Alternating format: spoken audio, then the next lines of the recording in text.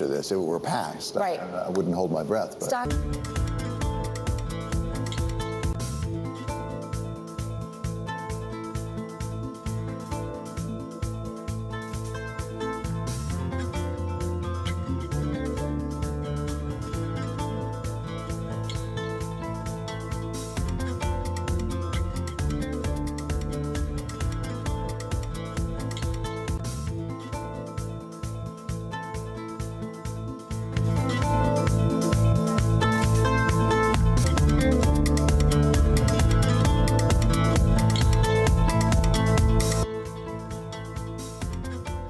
U.S. Secretary of State Mike Pompeo's visit to India comes at a delicate time for relations between the two countries. President Donald Trump's aggressive stance on a number of issues, trade, immigration, Iran, have all put India in a somewhat uncomfortable spot.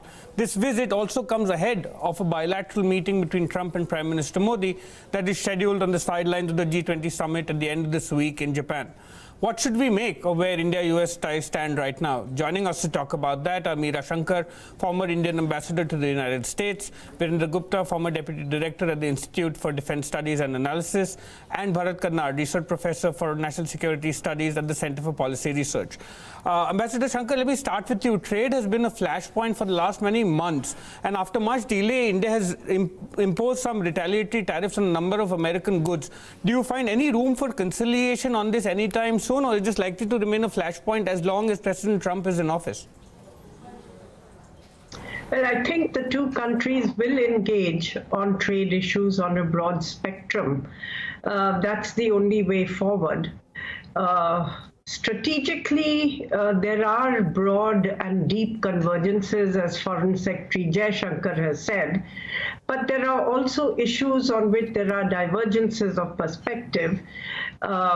To the east of us in Asia, I think we have strong convergences.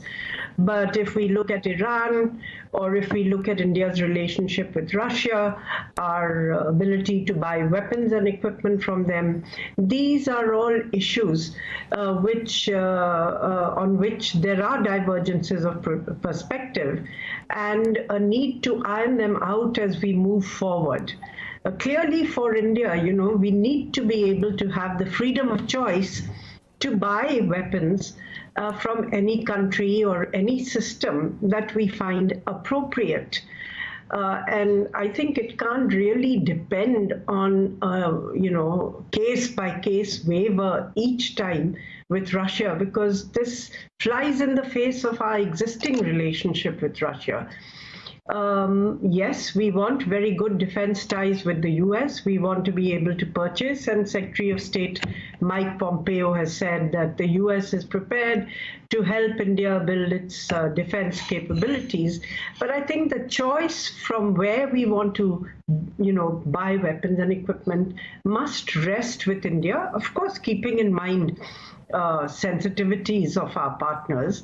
But at the end of the day, I think that would be a very critical issue for India. Right. And on the trade side, I think there are a number of issues which have come together. The withdrawal of GSP benefits, the H-1B visa tightening through executive orders, now some talk of a cap which has been denied.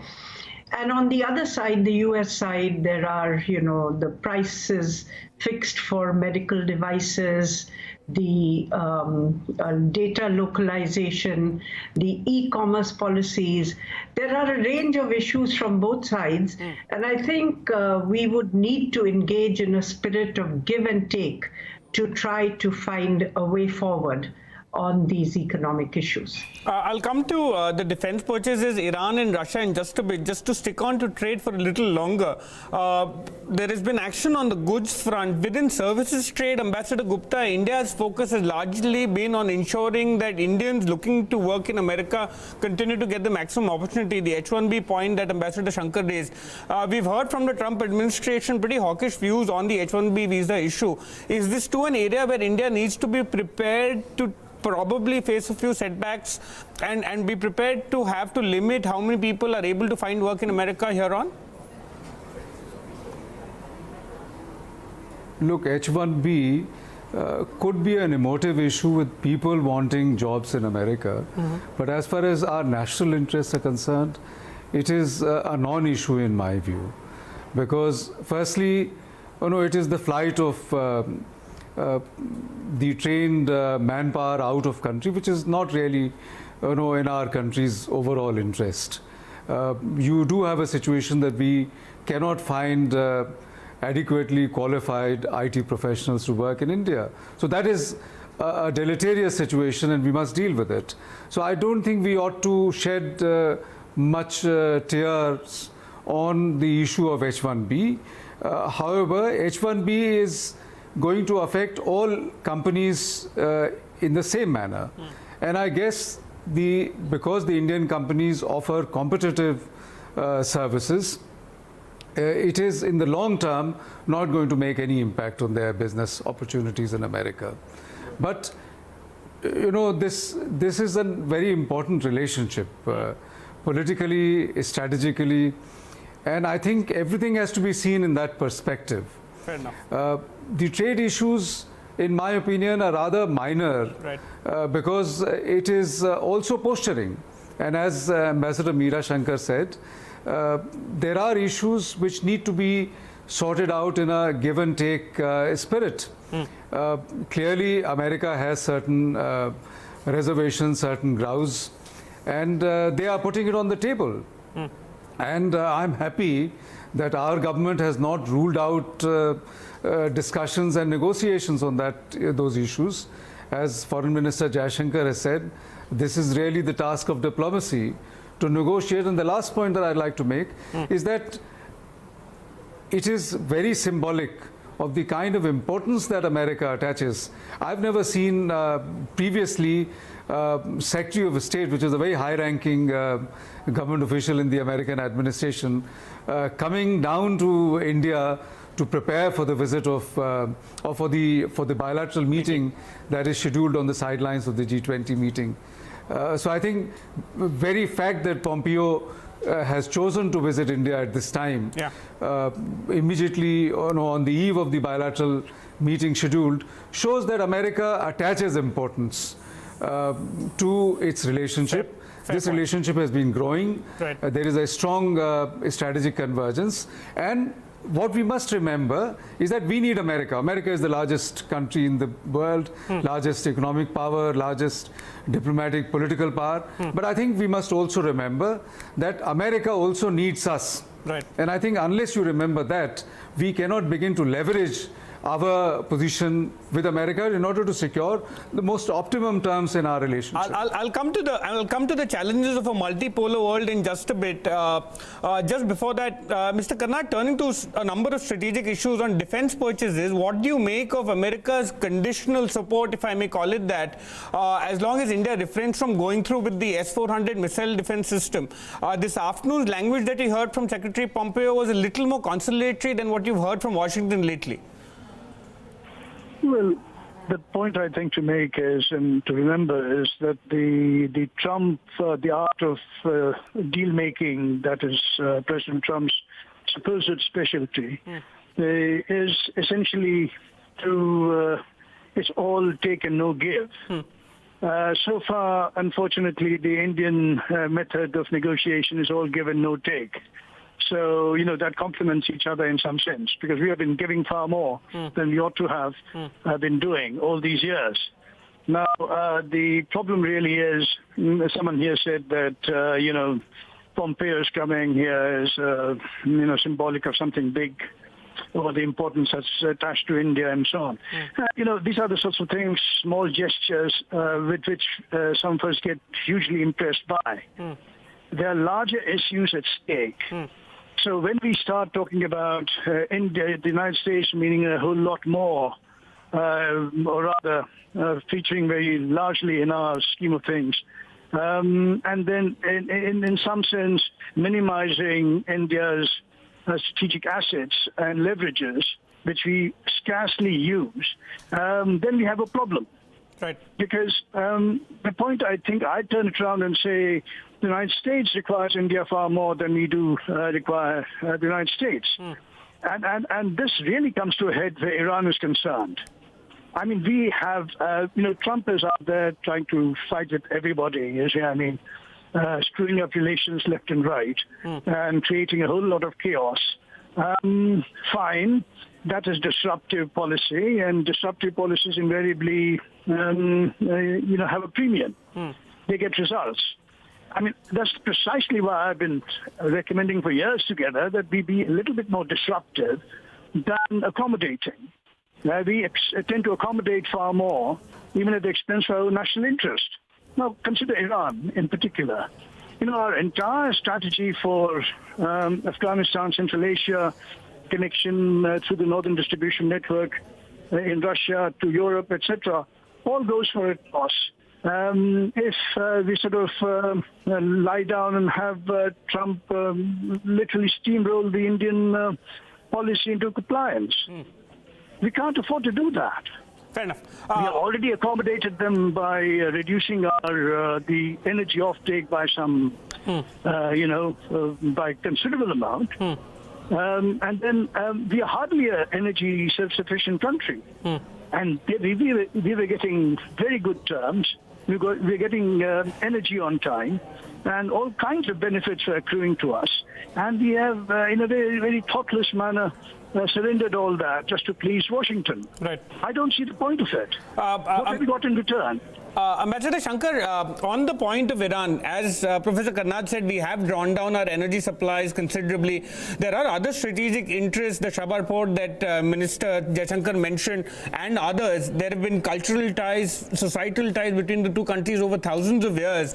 Where do you see India positioned in this situation? And if I may take a slight leap of imagination, being in the peculiar position of being ally, friend, whatever you may call it, to both those nations, is there any scope for India to play a role? It has been unnatural to some of the Scandinavian countries have of being playing peacemaker between the two, if at all.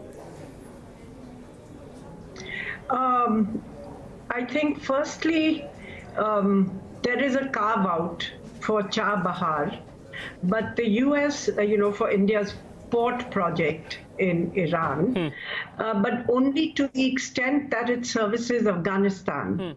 And if we are unable to really use it for delivery of oil supplies or for other, trades with Iran, then I think the commercial viability of the port certainly gets affected if its scope is narrowed down to just really providing humanitarian assistance and other essential supplies to Afghanistan. So we have to see how we work this through. And yes, our relationship with Iran is multifaceted. We have close ties. I think we are the second largest Shia community in the world after Iran. And they have very close cultural ties with their Iranian counterparts. They have not been radicalized. They have not been a radical community in India, and that has been something which all governments in India have welcomed. We have a large community of Indian origin in the Gulf, which would be impacted if tensions actually degenerate into actual conflict. So there are a number of issues, apart, of course, from the fact that our balance of trade and our current account deficit would certainly increase.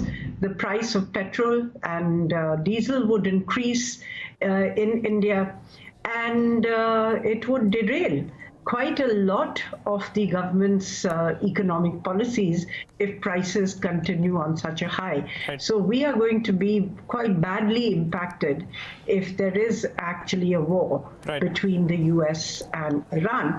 I don't think that we can really, play a role as a peacemaker beyond, urging that differences be resolved through discussions and negotiations. I think the Europeans are trying very hard because the Iranians have put the Europeans on notice, saying that if within the 60-day period that they had specified, Europe doesn't step up to the mark in helping them to overcome or go round then Iran the will back out sanctions the deal with them as well. unilaterally opposed, then Iran will start reneging on its commitments under the nuclear deal. They have already gone beyond the limits, stockpile limits for low enriched uranium. The next step they want to do is to start enriching uranium at a higher level than the low enriched uranium stockpiles that they have, and so on. So actually, the incentive for Iran to continue with the nuclear deal would certainly reduce if the international community is unable to help Iran economically. Right. Mr. Karnad, on terrorism and the recent events with Pakistan back in February, is it fair to say that President Trump's comments in Hanoi were indicative of the direct hand that Secretary Pompeo played intervening with Pakistan to cool things down?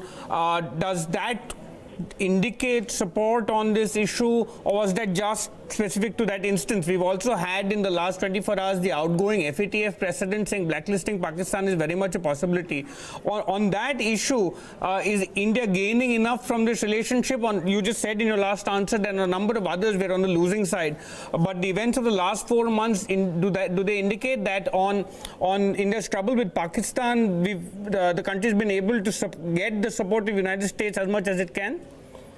Well, look, I mean, just to repeat what General Ziaul-Haq told Jimmy Carter when he offered some aid or something. He said, that's peanuts. If you want us to be a frontline state on Afghanistan, you have to give a lot more. So that ought to be our attitude, actually, to the United States. If you want us to be a frontline state on China, because they can't do without us, then you better then work up your laws and everything else to make it possible for us to cooperate with you.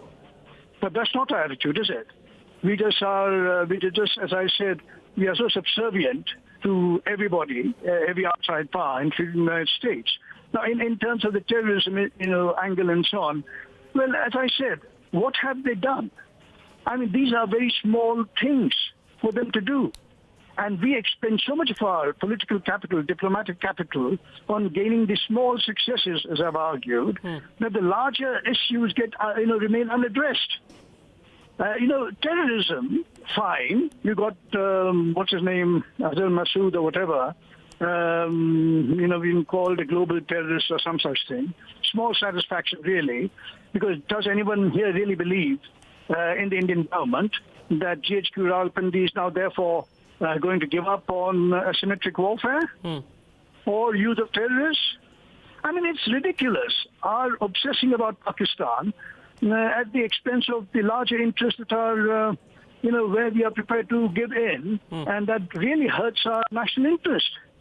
And the other point, and let me very quickly add, someone here said that Pompeo was conciliatory on S-400 or some stuff.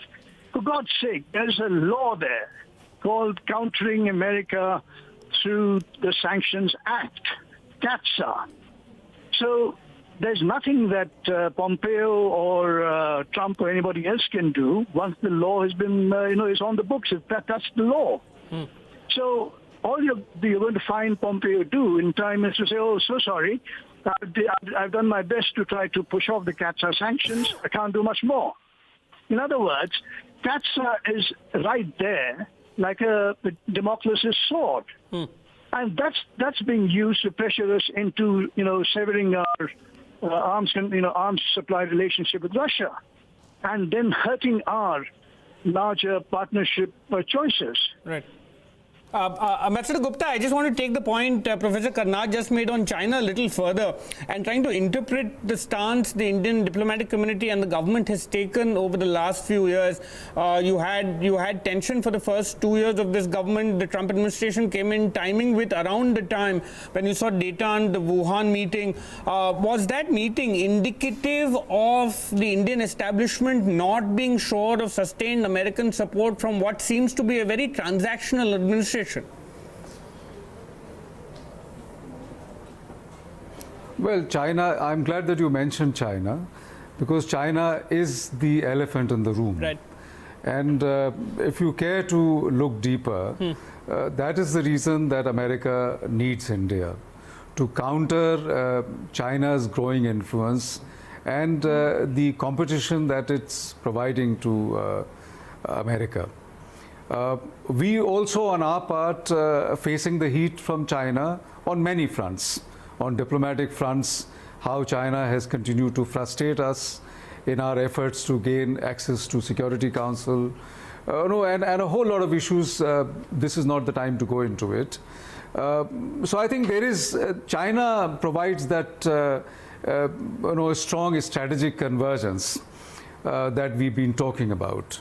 Clearly, we have a lot of difficulty with China. Look at the trade front, for instance. I mean, our trade deficit with China is about in the order of between $50 to $60 billion. It may have improved a little bit lately, but it still is very, very large number. And in comparison with that, America is not only our largest trading partner, but we have a trade surplus with America. We have a huge trade in goods, services as well as apart from goods. So I think we have to manage both relationships separately. China is an altogether different thing. But the point that I'd like to make here is that there is need to manage our relationship with America from the standpoint of our national interest. And I fully agree with what Mr. Karnad said, that we cannot do so by caving in to pressures from America all the time. We got to calibrate, give in little bit wherever it is necessary. America is our very large trading partner, and we have to look at their concerns judiciously. And this may involve some giving in, fine. But insofar as Iran issue is concerned, our petroleum purchase from Iran, insofar as our defense purchases from Russia are concerned, these are very critical issues for us. And we have to assert, America must realize that India will not cave in to all kinds of pressures in this relationship. This is a relationship between equals. India must measure up to America, and I think that alone will ensure our national interest. We have to manage the relationship in a manner that our relations, our national interests are optimized in the most possible manner, in the best possible manner. Ambassador Shankar, earlier in the conversation, you said that a number of things that piece by piece can be discussed and brought together to the point where both sides have something to take away. Could you enumerate some of those that you could see progress possibly made on in the coming weeks and months?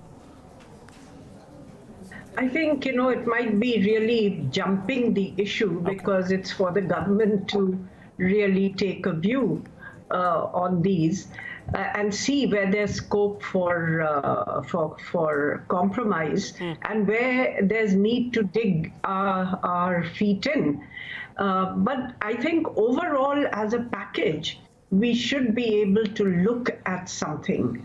I mean, for instance, dairy, where the US wants to export dairy to India, but there we would have problems because they refuse to certify that the cows have not been fed with non-vegetarian feed.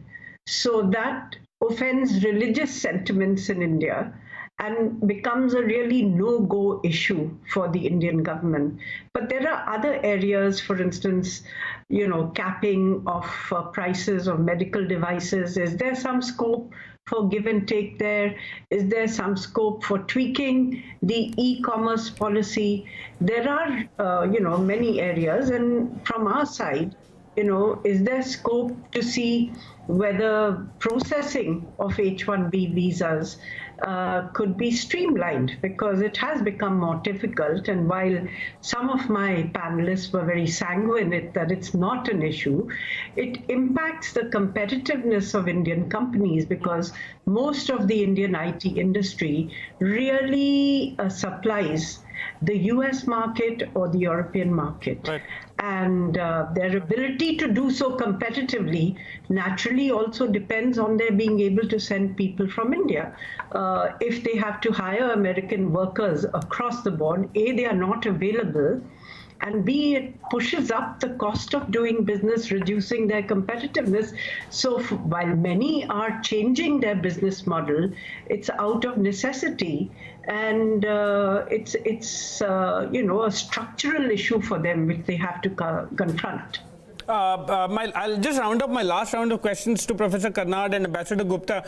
Professor Karnad, there's also been strategic and economic convergence for Indian interests in the Southeast Asian region. A number of those countries are wary of the Belt and Road project. The consequence of the trade war is such that some of those facilities that semi-finished goods move in and out of China and Southeast Asia and then move on to the rest of the world. Both strategically and economically, that's a region India has not been able to leverage. As much as we say what we'd like to do about China, the counterbalancing in the rest of the Chinese region, the way China has in the Indian Ocean, we've seen very little movement in being able to use the phrase, take these Southeast Asian nations on our side economically, strategically to increase the counterbalance against China at all. Well, yeah. I mean, what our problem is that we just talk and talk some more and talk even more thereafter. We hardly act on our plans and policies that we have enunciated. For instance, there was, if you recall, Jaswant Singh, his External Affairs Minister, talked about the Ganga-Mekong connectivity. Remember that? Now, what happened to that? That was the perfect way to, in a sense, bring in the Southeast Asian nations into the Indian economic orbit. Now, for 17 odd years now, we have just been just talking about it, doing nothing very much. In fact, we haven't even got our roads connected to Myanmar, an adjoining state, leave alone all the way to Mekong, Cambodia, Laos, and the rest of it, and all the way into the Gulf of Tonkin and Vietnam. So this is our problem. We talk and we don't act. Now, we haven't done anything in the last 15 years to promote that as a counterpoise, in some sense, as an alternative for Southeast Asian nations to the BRI. Now, BRI, there are substantive benefits accruing to states that, in a sense, subscribe to it. Now, with the absence of anything that India can offer, naturally, how long do you think the smaller nations, starting with, say, Laos and Cambodia, that are already in the Chinese camp, would they be willing to hold out? Because the inducements are too many, and the attraction of joining the Chinese in the economic sense are, obvious. So for India, because it never really follows up and does anything, our Development Assistance Administration, the MEA, whatever it is, 1 and 2 and so on and so forth, again, it's just there are hollow shells there. Very little work is being done because it's understaffed. People don't know what the heck is happening. The kind of financial investments required are not there and have not been made. The projects are half completed, those that have been started. So everybody has a complaint. And what we end up doing is losing our credibility. It's what's happened in Southeast Asia, as is the case also in Central Asia and elsewhere, and in Africa. So, our plans and our rhetoric seems fine, but the follow-up action is missing. And therefore, India is where it is. And China is sort of galloping along, while we'll then look to America and everybody else to pick our chestnuts out of the fire. Let me round this up. Let me close this with seeing this relationship over a slightly longer curve, Ambassador Gupta. Over the last 2.5, 3 decades, going back 4 or 5 administrations and Congress cycles in America, traditionally Republican administrations and Republican Congresses have been more favored towards Indian interests, if I may call it, than the Democratic Party has been. Given that, would you call the last 2.5 years somewhat of a missed opportunity to push further on some of India's interests? Or has this just been the realities of a Trump administration that does not conform to traditional Republican views in many matters, as has been for the last many decades? No, I would say that the relationship has been growing steadily in the last decade or so, irrespective of which party has been in power in America. There are hiccups here and there, and different incumbents, presidents, have different style. So you have to grant that. And there is always posturing. As other participants have said, President Trump has a certain style of functioning. So I think that allowance has to be made. But if you look at in the overall perspective, I'm quite happy the way the relationship is progressing. And it is happening not because of personalities, but because there is that strong strategic convergence which is driving both the nations together. So I think this cannot be helped. There are threats from international terrorism. That is an issue which is very much on President Trump's agenda. And he has turned up the heat, because of which he has taken a more strong position against Pakistan, which is, as I agree with Mr. Karnad, that is not really something that we ought to be very, gladden ourselves about. But there are very substantive issues where India is gaining from having a stronger relationship with the largest country in the world. I mean, all this while in the past, we indulge in rhetoric about following a certain principled approach in foreign policy. I think foreign policy is all about balancing your rhetoric in a manner that your national interests are served. And national interests cannot be served by having an indifferent relationship with the most important country in the world. When we began to improve our relationship with America, half of the world suddenly found merit in re-looking at India.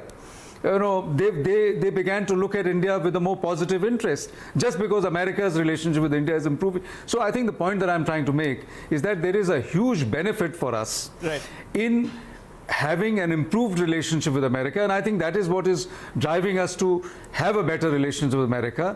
And America also sees the utility of having a better relationship with India in order to counterbalance China. I think that is a very, very important factor. So we can leverage that. And in overall terms, I would say the relationship has been improving steadily. Some people had in India misgivings about President Trump coming to power and what will happen to the relationship. But I think all of them have been proven wrong, because this relationship has grown steadily in the last 2.5 years. Fair enough. Ambassador Gupta, Ambassador Shankar, Professor Karnad, thank you for making time for this conversation. On one interesting point, neither in the joint briefing that Minister Jaishankar and Secretary Pompeo held, nor in this conversation did the word Israel come up. That's one point that I found interesting. As this meeting happens at the end of the week, and as this relation develops further, we hope to reconnect with you to see how this key alliance or relations between the two countries move forward. If you have been, thank you for watching.